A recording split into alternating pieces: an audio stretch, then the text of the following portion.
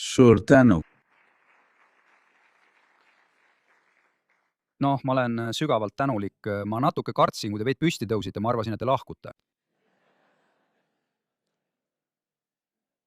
Esimene kõne, mille ma siin suursaadikuna pidasin, oli CNS TV-le aasta tagasi või õigemini 1,5 aastat tagasi, vabandust.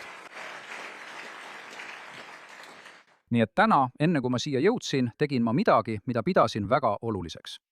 Ma kontrollisin president Trumpi sotsiaalmeediat, et veenduda, et see ei ole minu viimane kõne Iisraelis. Nagu te teate, vallandab ta tavaliselt inimesi öösel sotsiaalmeedia kaudu. Nii et ma tahtsin veenduda, et mul on ikka veel põhjust siia tulla. Mul on hea meel teatada, et seni on kõik hästi.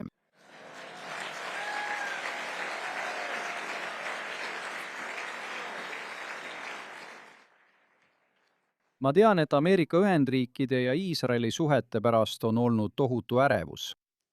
See on olnud üks neist nädalatest, kus me kõik loeme uudiseid ja ütleme, okei, jah. Siin on see, mida ma paluksin teil suurelt kirjutada ja alla joonida. Ma ütleksin seda nii. Aitäh, et pöörasite sellele küsimusele tähelepanu. Üks asi, mida president on öelnud sama järjekindlalt, kui ükski mees üldse midagi öelnud on see, et Iraanil ei saa kunagi olema tuumarelva. Et Iraanil ei saa kunagi olema rikastatud uraani. Et Iraan ei saa jätkata oma toetuse andmist oma käsilastele, Hezbollah'le, Hamasile ja Hutidele. Ja et Ameerika Ühendriikidel ja Iisraelil on murdmatu side. Ja see on tõesti ka täna veel tõsi. Pole ühtegi teist maailma juhti, kellega president räägiks rohkem kui peaminister Netanyahuga. See suhe ei ole ainult kahe riigimehe vaheline. See on sügavalt isiklik, nii isiklik, et nende vahel valitseb avameelsus, mida tõenäoliselt ei ole presidendil kellegi teisega. President ütleb inimestele asju. Ja ta ütleb asju maailmale. Aga üks asi, mida ma olen teda alati ütlemas kuulnud, alati, ja mida ma olen teda alati tegemas näinud, on see, et Ameerikal on murdmatu side Iisraeli riigiga. Ja ma usun, et ta mõtleb seda, mida ütleb. Ma mäletan ikka veel, et tema oli president, kes tegi midagi, mida me kõik tahtsime, et iga president teeks. Ta tunnustas Jeruusalemma kui jagamatut, asendamatut, igavest ja põlisjuutide pealinna. Ja ta tegi selle ära. Tunnustada Golani kõrgendikke Iisraeli riigi suveräänse territooriumina selle enda kaitseks. Viia USA saatkond Jeruusalemma, mida ta ka tegi. Ja ma olen selle eest tänulik. Mul on väga hea meel näha erakordset videot Jeruusalemmast ja kuulda linnapea Moshe Leoni sõnavõttu. Ma ei nimeta teda ainult Jeruusalemma linnapeaks. Mulle meeldib teda kutsuda oma linnapeaks. Kuna ma elan siin, ta on olnud suurepärane partner USA saatkonnale ja kõigi meie vajaduste täitmisel ning suurepärane inimene selle linna juhtimiseks. Muide, see on tõeliselt tähelepanuväärne linn. Ja midagi sellist pole maailmas olemas. Eelmisel aastal olin ma pärast 12 päevast sõda koos peaministriga tagasi Washingtonis ning meil olid kohtumised presidendi ja USA meeskonnaga. Ja kui ma seal olin, siis 2 erineval korral ümbritsesid mind need Hamasi-meelsed hullud inimesed. Üks algas 2 naisega. Lõpuks oli mind ümbritsemas umbes 20 inimest, kes karjusid ja röökisid ning see hakkas juba üsna ebamugavaks muutuma. Lõpuks tulid mõned Washingtoni politseinikud ja viisid mind sealt ära. Mõni õhtu hiljem lahkusin Blair House'ist, kus toimus vastuvõtt. Ja mõned samad Hamasi-meelsed hullud inimesed tänava teisel poolel tundsid mu ära. Ja see pole sugugi nii tore, kui räägitakse. Ja nad hakkasid karjuma ja röökima ja lõpuks tuli Oklahoma senaator Jim Lankfordi auto. Mina ootasin Uberit. ja ta ütles, lihtsalt tule mu autosse. Ma pole kindel, et sa jõuad Uberini ära oodata. Tänu Jumalale tema eest. Nii et ta aitas mul sealt ära saada. Ja hiljem ütlesin mõnele oma sõbrale, ma ei jõua ära oodata, millal ma saan sellest hullust linnast lahkuda ja tagasi Jeruusalemma minna, kus ma end turvaliselt tunnen.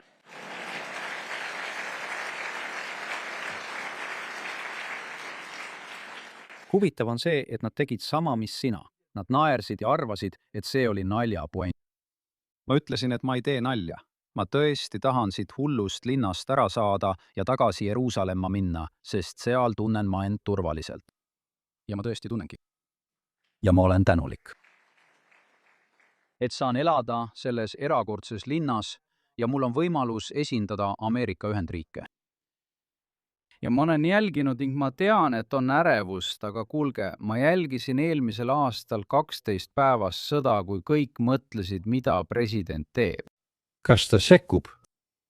Ja siis tol laupäeva õhtun, kui B2 pommitajad kihutasid USA-st otse Fordosse ja tuumahoidlatesse ning viskasid pomme, milliseid maailm polnud varem näinud, saime teada, mida ta teeks.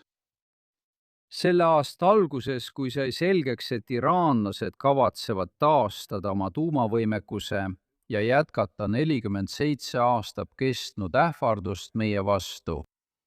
Kui ma ütlen meie, siis ma mõtlen teid ja Ameerika Ühendriike. See on alati olnud surm Iisraelile, surm Ameerikale. Ma olin 1979 aastal abiellus ja mul olid lapsed ning ma mäletan seda väga hästi. Kui meie saatkonna töötajad Teheranis viidi kinni seotud silmadega ja aeti jõuga üle USA saatkonna territooriumi, alandades Ameerika Ühendriike, hoides pantvange 444 päeva. Ja kogu selle aja, tees väga selgeks, et nende kavatsus polnud lihtsalt hoida mõningaid Ameerika diplomaate pantvangis, vaid tappa iga viimane ameeriklane ja hävitada riik. Ja soojenduseks pidi olema Iisraeli hävitamine.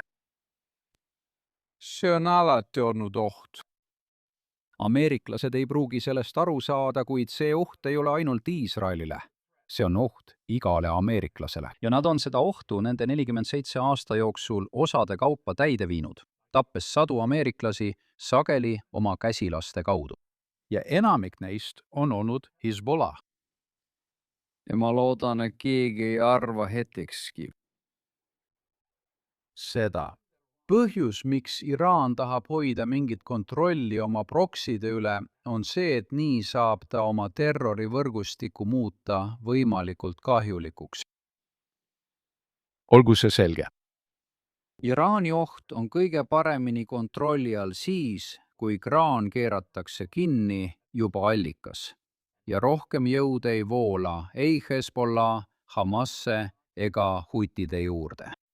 Ja just sellepärast on see Iraani väljakutse nii oluline. Kui me suudame rahu saavutada, on see suurepärane. Aga isegi täna pärastlõunal on president andnud iraanlastele väga selged sõnumid. Kui nad arvavad, et Ameerika Ühendriigid annavad alla ja lasevad neil oma tahtmist saada, siis on ta väga selgelt öelnud, mida ta teeb. Ja mida ta ütles, need on sõnad. Mina neid sõnu ei kasuta, sõbrad, isegi mitte omavahel ja kindlasti mitte avalikult. Sel nädalal sattusin ma tahtmatult väikese vastuolu keskmesse, sest ütlesin midagi, mida olen aastaid öelnud. See polnud midagi uut. Aga ma tõin selle välja ja tahan seda ka teiega jagada. Üks põhjus, miks meie rahvad on omavahel seotud, on see. Kristlus rajati juudi vundamendile ning lääne tsivilisatsioon rajati juudi ja juudi kristlikule vundamendile. Ja ilma selleta ei oleks Ameerikat. See ongi nii lihtne.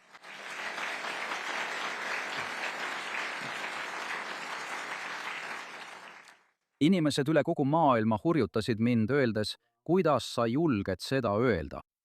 Ma ütleksin, kuidas sa julged ajaloost mitte midagi teada. Kas sa ei tea, et meie asutajad tahtsid panna Ameerika pitseriks Punase mere lahknemise? et Ameerika Ühendriikide esindajate kojas on marmorist. Kuju Moosesest, mitte Citserost, mitte Aristotelesest ega Platost, vaid Moosesest. Sest meie ajalugu on rohkem seotud Siinai mäega kui Ateenaga või Roomaga. See ei ole seotud kummagagi neist, see on seotud Iisraeliga.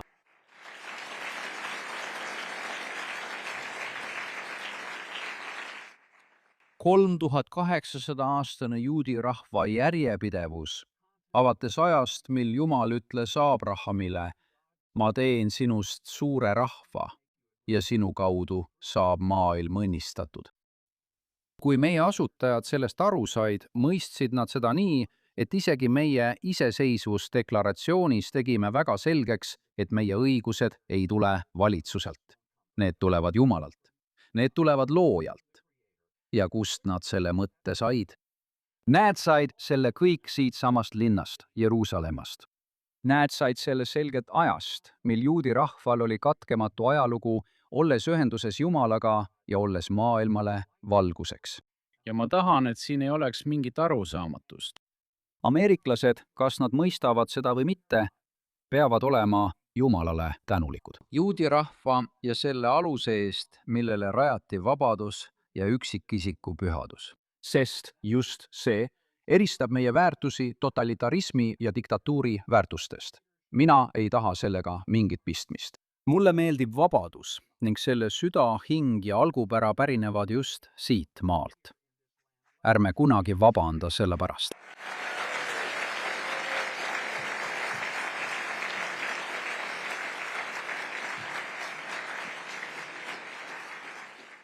Psalm 121 ütleb, ma tõstan oma silmad mägede poole, kust tuleb mulle abi. Minu abi tuleb Issandalt. Kui inimesed ütlevad, et Iisrael hävitatakse, siis ma mõtlen, et nad ei saa aru, eks ole. See ei ole ühegi inimese, riigi ega armee kätes siin maa peal. See maa on universumi looja kätes. Ja minu usk Iisraeli võimesse mitte ainult siin olla, vaid ka püsida ja jääda. See ei ole sellepärast, et meil oleks suur sõjavägi ja et Iisraelil oleks suur sõjavägi, vaid sellepärast, et meil kõigil on suur Jumal, kes on andnud tõotuse ja ta peab sellest kinni.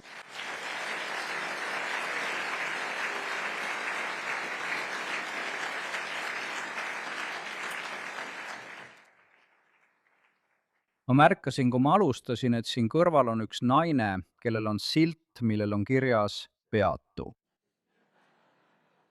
Ja tema teises käes on mõõk.